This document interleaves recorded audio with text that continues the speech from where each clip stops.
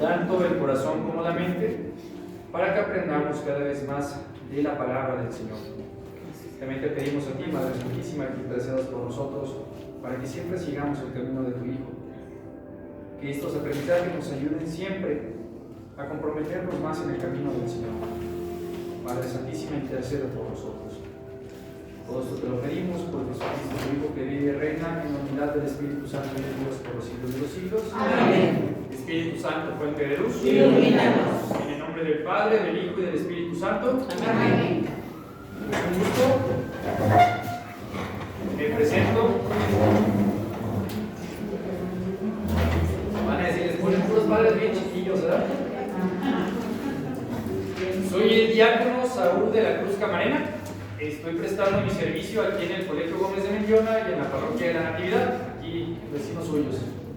Y el día de hoy, pues por cuestiones, me imagino que el padre Fernando ya les comentó, tuvo que salir a lo que es su formación permanente, que pues ellos, recuerden, están en los primeros años de sacerdocio, entonces también es muy necesario. Y pues a veces la pregunta del millón de edad, oiga, ¿cuánto le falta? Dios mediante, y espero que así sea, en el mes de diciembre me estaré ordenando sacerdote. Miren, si ya se acabó la pandemia, con todo gusto invito a todos a la próxima. Muy bien.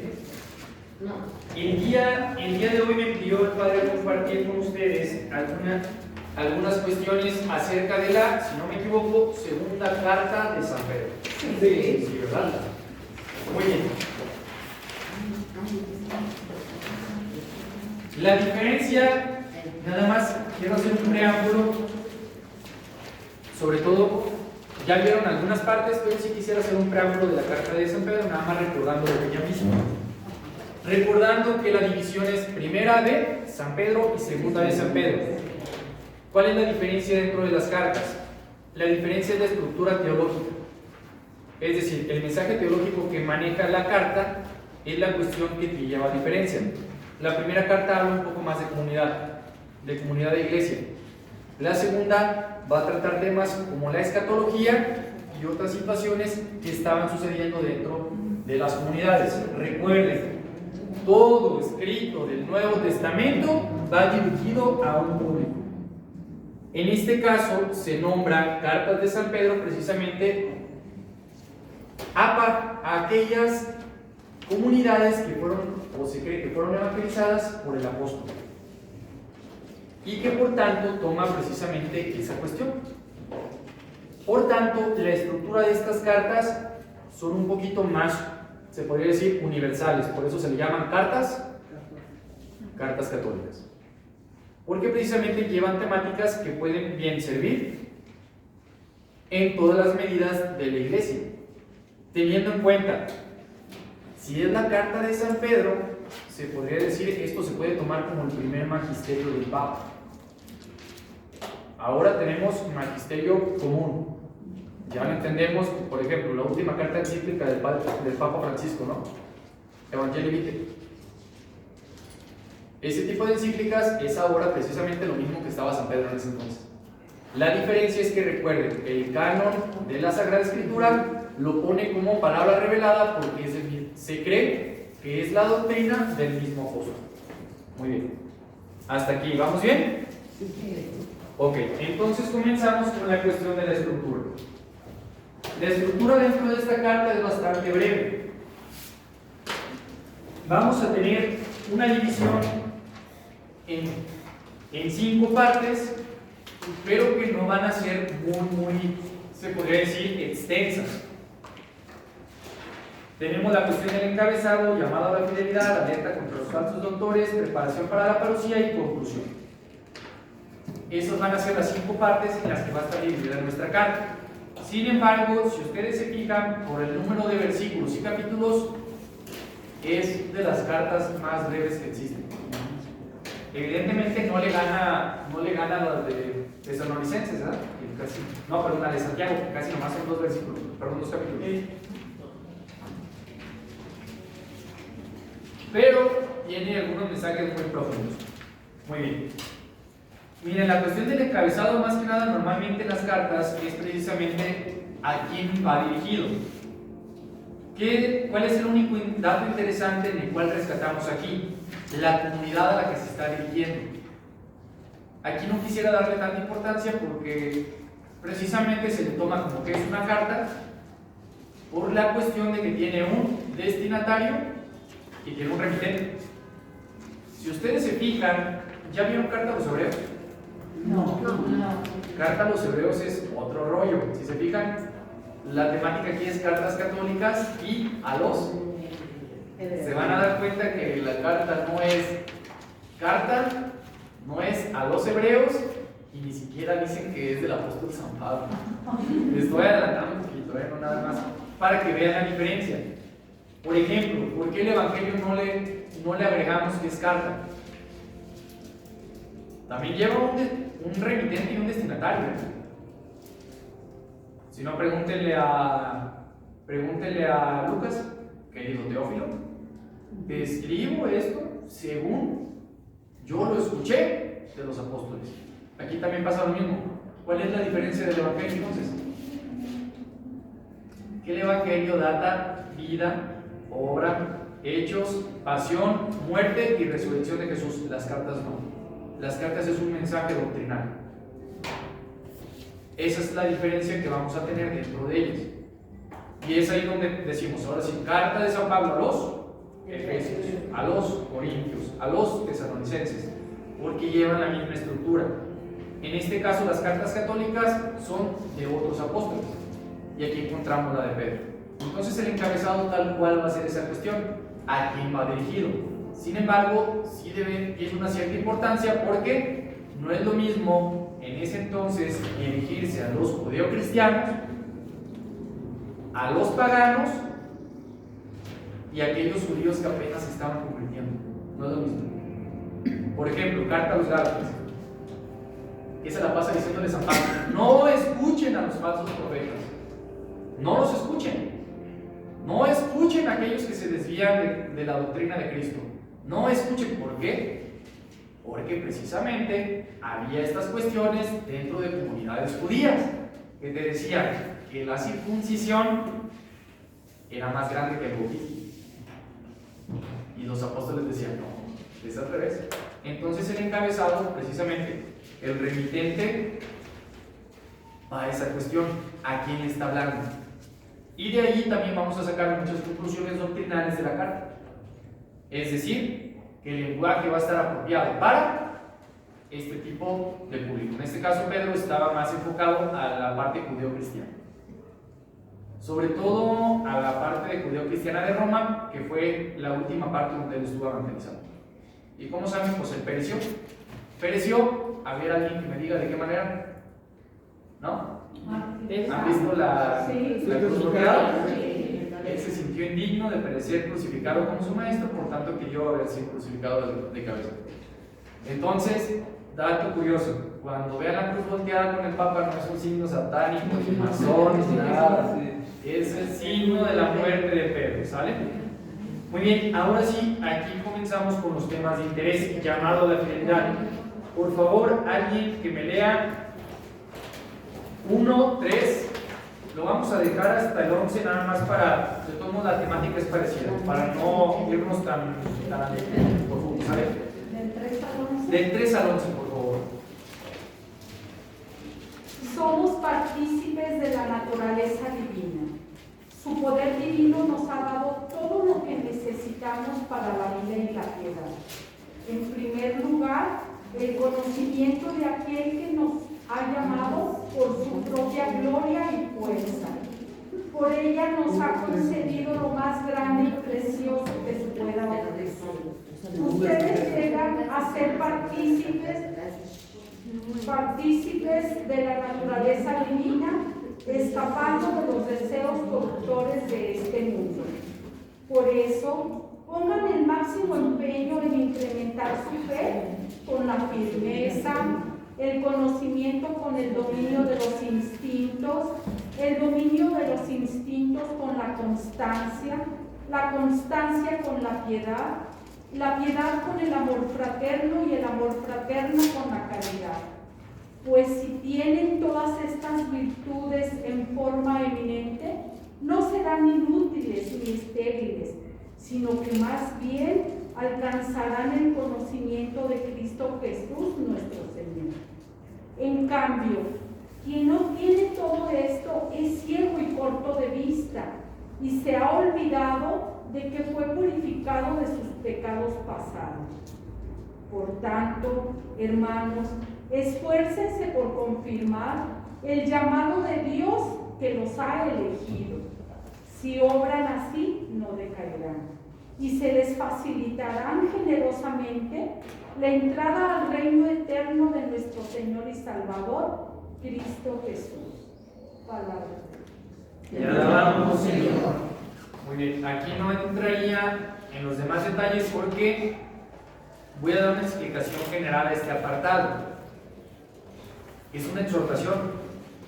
Las cartas siempre son de manera exhortativa a la comunidad a llevar una cierta práctica de la sana doctrina de Jesús.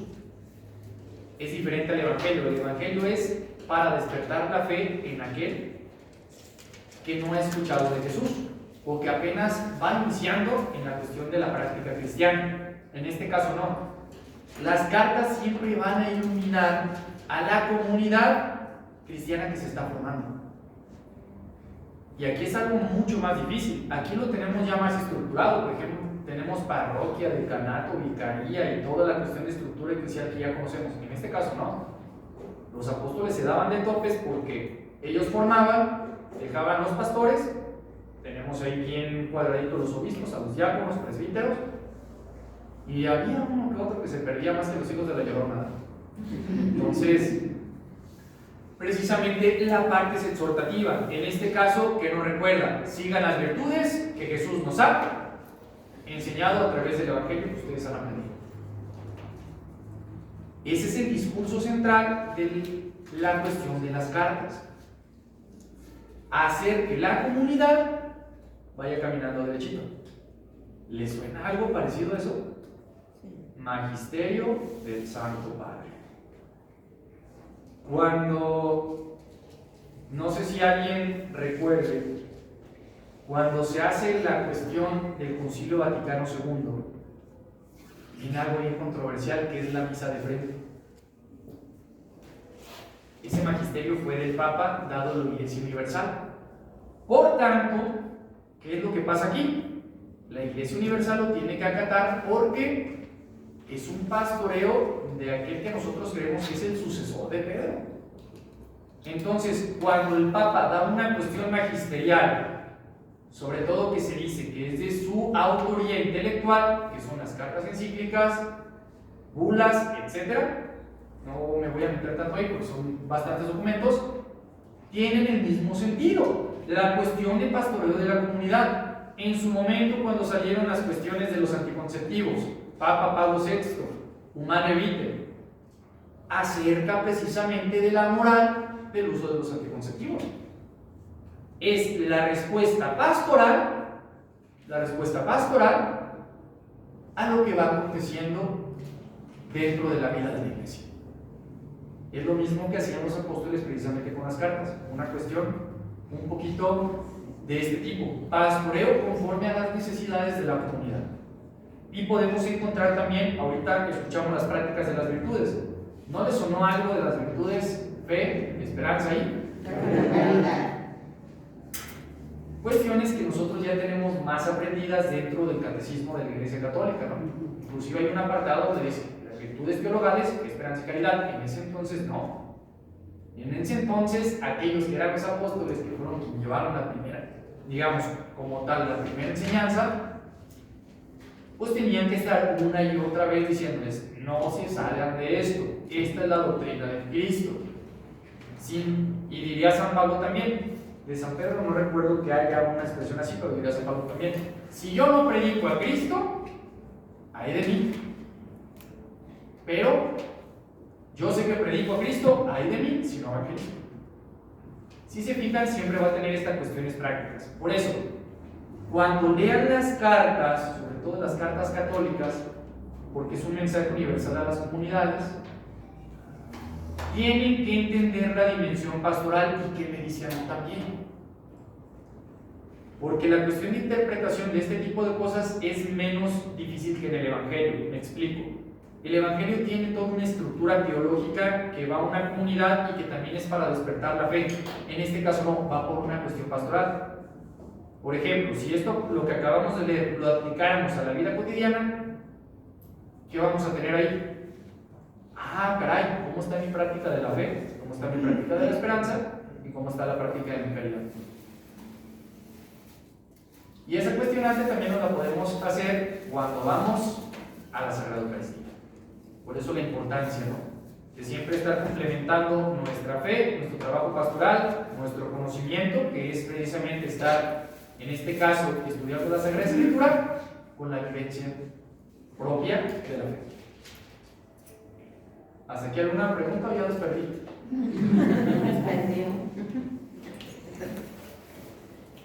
Muy bien. En este apartado sigue la cuestión, por ejemplo, recordar la enseñanza, recordar el testimonio y tomar en cuenta la palabra. Siguen siendo recordatorios. Ahora vamos a otra parte de la carta. Alerta contra los falsos doctores. Aquí ya cambia de la exhortativa de la comunidad a la dimensión pastoral de que puede haber ciertos peligros en el crecimiento de la fe. Alguien que me ayuda a leer del 2 al 1 y 3 y alguien que me prepare del 2 al 17 y 22. Primero 2, 1 y 3. ¿Alguien que lo tenga? Adelante.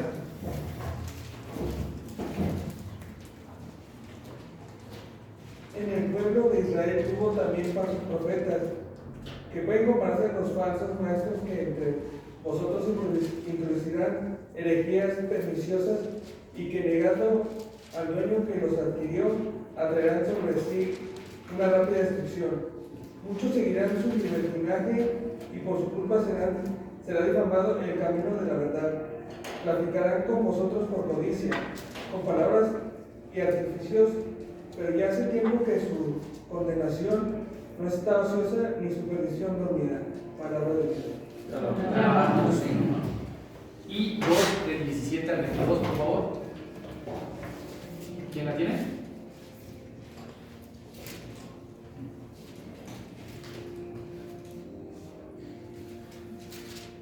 Muy bien, alguien que me ayude con 2, 17 al 22, por favor. Esos hombres son manantiales sin agua, nubes impulsadas por el huracán. Una obscuridad profunda les espera.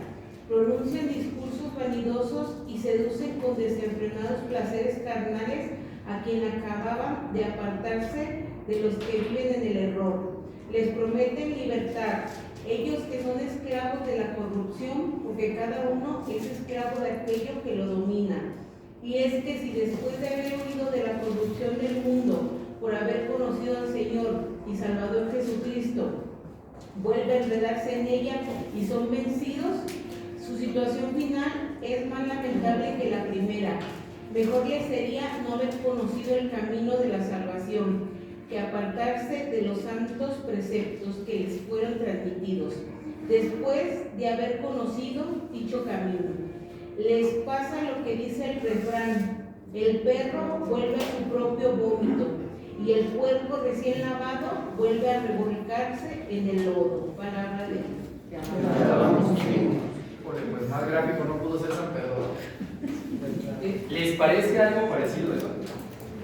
Miren, dentro, les digo que este tipo de cartas se asemeja mucho al magisterio y les voy a dar otro ejemplo de la carta encíclica del Papa Benedicto XVI, Caritas in Veritate, que presagiaba precisamente gobiernos que iban a ir en contra precisamente de los valores cristianos, por ejemplo.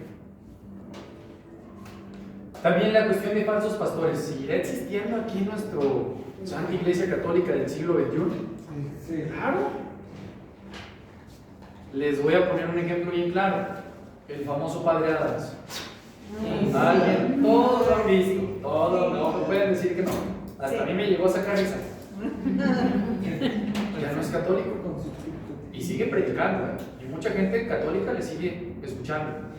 Habrá personas también dentro de nuestras comunidades que nos vayan desviando de la fe. Miren, por lo menos aquí en San Juan Bosco no sé cómo esté la cosa, pero allá en mi rancho, hubo muchas personas que renegaron con la cuestión de lo que les di en la mano. Y es que llegaban las personas y casi me querían quitar la Sagrada Eucaristía, pero de mordida, ¿sabes? No, perdóname, señor, pero sí, tú sabes que sí es cierto. Entonces, ¿cuál fue el detalle aquí? Es que yo no tengo las manos consagradas. Caray, estás bautizado.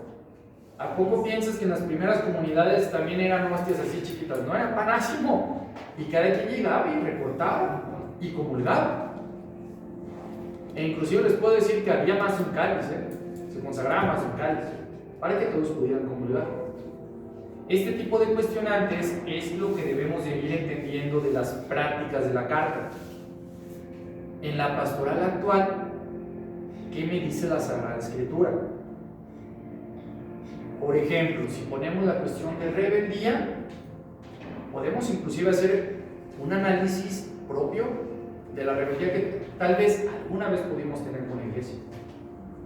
¿Y quién es el que nos ayuda a salir de ese rebeldía? Sea rebeldía e ignorancia, también puede haber esas dos vertientes.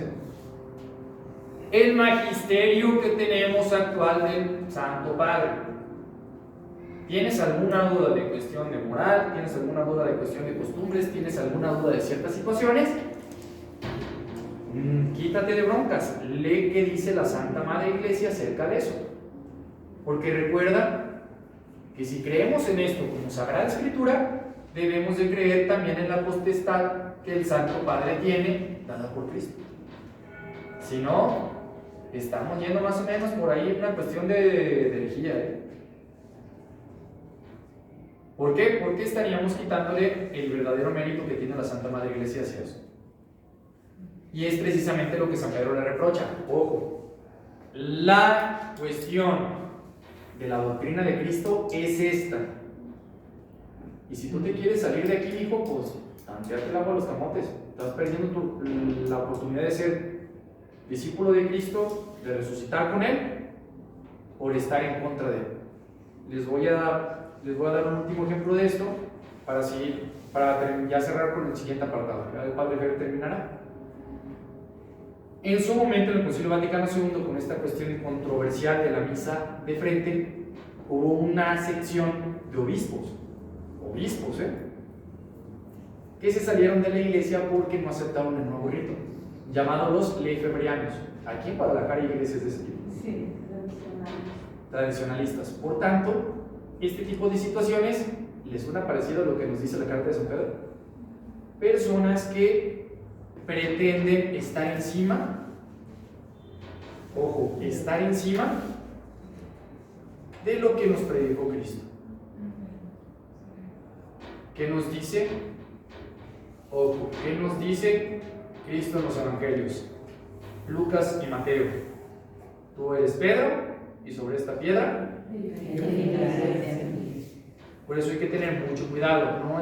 Esto nos debe de invitar, ojo, la lectura de las cartas nos debe de invitar a también transportarlo actualmente qué es lo que está pasando, ¿sabes? No solamente nos quedemos con palabras de escritura, sino también hay que llevarlo a la pastoral actual. Muy bien, y ya terminamos con el último apartado el día de hoy. Muy bien, ¿qué sería la parte de la preparación a la parucía? No alcancé a darles la cuestión del apartado teológico, pero miren, normalmente escatología, ¿qué les suena? Cosas últimas, exactamente. Si lo reducimos en una palabra, escatología igual a resurrección. ¿Saben? Una de las cosas que se tomaba precisamente para que una de las cartas pasara como libro canónico, recuerden, la Biblia no fue hecha como dicen los protestantes, que bajó del cielo y se lo dieron a John Smith, en el caso de sino que fue una cuestión de recopilación de la Santa Sede en el año 1050. Por tanto, una de las particularidades que se fijaban que tuvieran los escritos para que entraran dentro del canon del Nuevo Testamento era la cuestión escatológica, es decir, para que fuera una doctrina verdadera que se creyera que era del apóstol, tenía que tener por fuerza la parte de la resurrección. Y esto es lo que complementa la parte de la primera carta del apóstol San Pedro y la segunda, la cuestión escatológica, en la cual habla, ok, deben de quedarse de esto, pero recuerden, estamos nosotros enraizados ¿a qué? A la resurrección. Ustedes están luchando y llevando las virtudes teologales ¿para qué? Para la resurrección, para comprender a Cristo, para amar más a Cristo. Entonces, ¿para qué estás siguiendo a Cristo si no crees que vas a resucitar? Para nada. Entonces, ¿para qué estás soportando los sufrimientos que te pide Cristo durante tu vida si no crees que vas a resucitar? Para nada. Nuestra fe debe de girar en torno a esta cuestión, y ya lo dirá San Pablo muy pertinentemente. Si no creemos que Cristo resucitó, van a sellar nuestra fe. Por tanto, aquí nos invita la carta pastoralmente a volvernos a cuestionar en qué estamos creyendo. Miren, puede ser un poquito chusco, pero son realidades a veces que se viven dentro de las parroquias. Apenas lo voy comprendiendo porque apenas salí del seminario, ¿verdad? Pero pasa inclusive con los padrecitos, esto es por quemar a nadie, ¿verdad? Pero sí pasa. Cuando nosotros nos decimos cristianos y a veces hacemos planes de pastorales muy bonitos, y es necesario, se tiene que hacer, pero ¿qué pasa cuando nosotros perdemos de vista y nos centramos solamente en un plan pastoral como atraer más gente? No, estamos equivocados.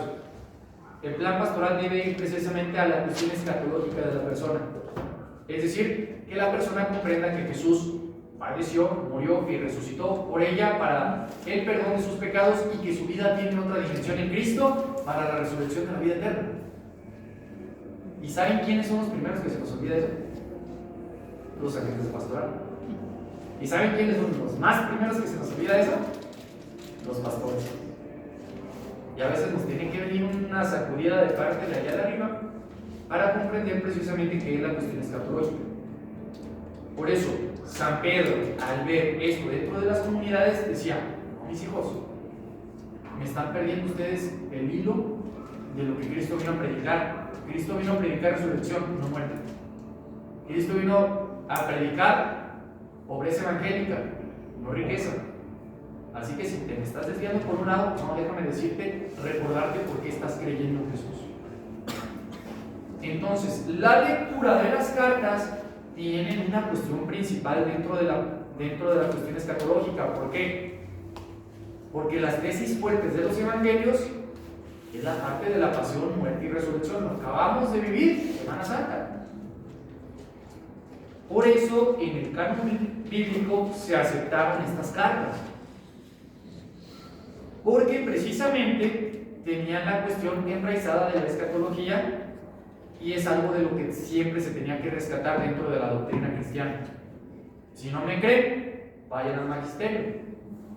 Siempre van a rematar a los papas con alguna cuestión que hable de la escatología, porque ya te digo toda la doctrina y al final te va a rematar el papa diciendo: esto recuerda que es en pos y bien de tu salvación y de tu salud espiritual para algún día resucitar con Cristo. Si no, lean cualquier encíclica que ustedes me digan. Siempre cualquier papa va a tomar referencia a eso, haciendo referencia a las cartas que en su momento los apóstoles mandaban a las diferentes comunidades. Muy bien, hasta aquí le vamos a dejar. Hay una cuestión de avisos con el padre Catarino, el señor padre Catarino. Perdón, aquí es como lo conocí cuando estaba él en promoción vocacional, pues se me olvida que es el señor por allá.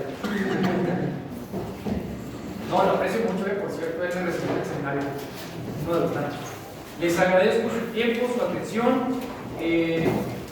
Saludos de parte del padre Fer, por ahí hay unos Martínez aquí recordándome ayer, que los saludaron también. Quedo sus órdenes ahí en la parroquia de la Natividad, y me encomiendo mucho su oración para prepararme de la mejor manera ahora que ya estamos casi dando el ritmo al sacerdocio. De antemano, muchas gracias, Dios me los bendiga y pasen una excelente noche. Si quieren, terminamos con una oración final.